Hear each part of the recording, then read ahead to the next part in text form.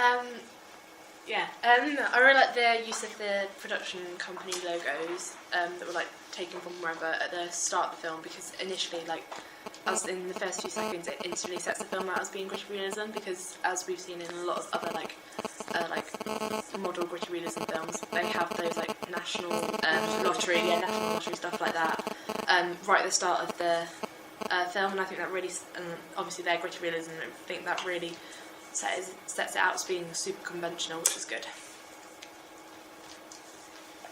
I really like the fact of the hand-held techniques and sort of like how it came in and out of focus, like just slightly, which you could, like with the first shot when it comes out from the eye. That I really like that shot. I thought it was quite conventional with the. You could tell that it was handheld, and just how it focused in and out. It was sort of like that waking up sort of scene.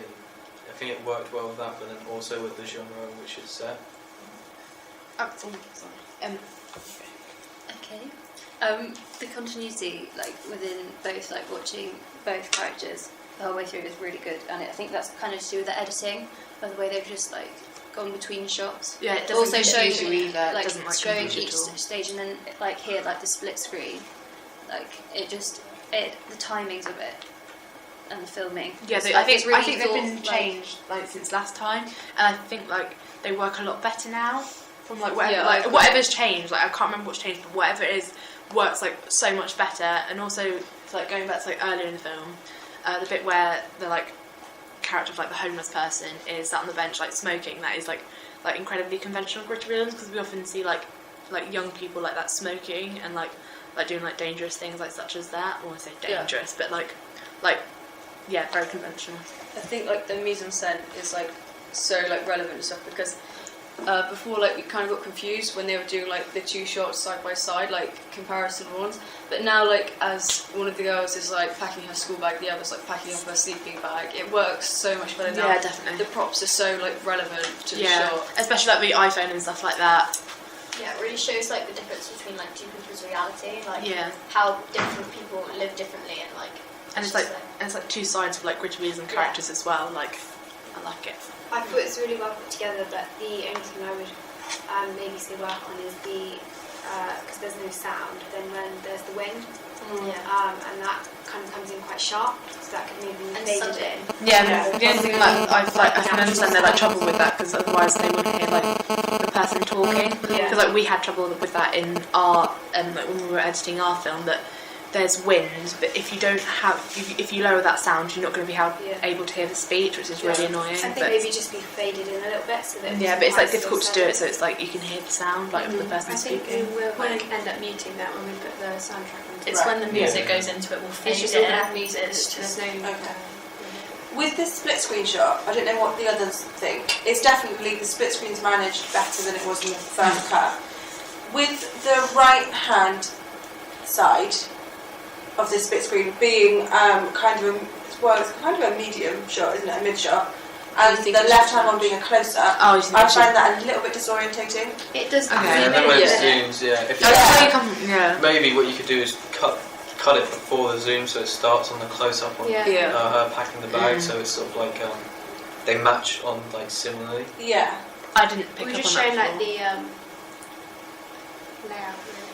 So if it started like if it just ended on the like both of them zooming. If like so you get confused what's happening. If you don't start. If you don't start with because you can see the grass. Further out. They both zoom in. Yeah, that's true. Because we talked about the split screen in what was in the film that we watched, the one where they're going to. Remember they're going to. They're going to university. Yeah.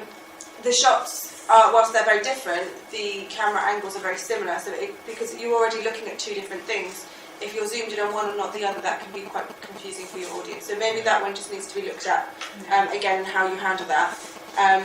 What do we think about graphics and stuff in terms of characters' names? I think they were good. Yeah. I think they were like very clear, and they weren't like too overpowering to the scene. And also, like with like the Tegan Lomas there, they both come into focus when the faces do. So like, and then all the way through, I found that like everything all happens at the same time. So they'll just. With the Rebecca Robson one, I'd be tempted to move that so it's not over her face. They don't always have to be in the same position. There's a nice space up in the top left corner where that could be without it going over her mouth.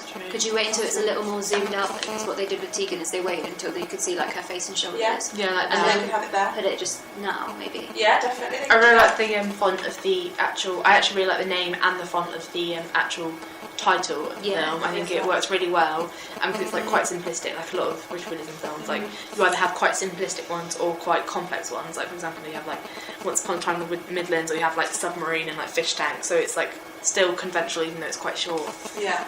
And it's also quite like youthful. The SOS like kind of what's it called? Not abbreviation. Can't think of the word. Acronym. Yeah, acronym. I think that's quite like relevant to like youth. The font for the names of the film, for the names of the actors rather, I think that's Impact font, is it? It looks like Impact. It wouldn't be my first choice. I think it's a little bit too chunky, a little bit too bold to be conventional. I would be tempted to go with something maybe slightly more simplistic, something just a little bit more subtle, possibly, to be conventional. Yeah, I'd agree. I think it'd look a little bit more professional as well if it's a different font. But it still looks really good. Yeah. And like the sizing and the everything. grey is really good as well because it doesn't take away from like the faces at all. Like you notice it because it's contrasting with what's going on, but it's not taking away from the face. Like if it was like big black writing, it just wouldn't look. No, it wouldn't look Right. good. Yeah. Or conventional. Good, so I think changes moving forward then.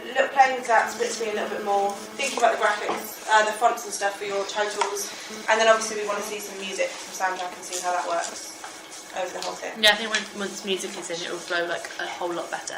Yeah, it'll make more sense. Oh yeah, definitely. Yeah. Yeah.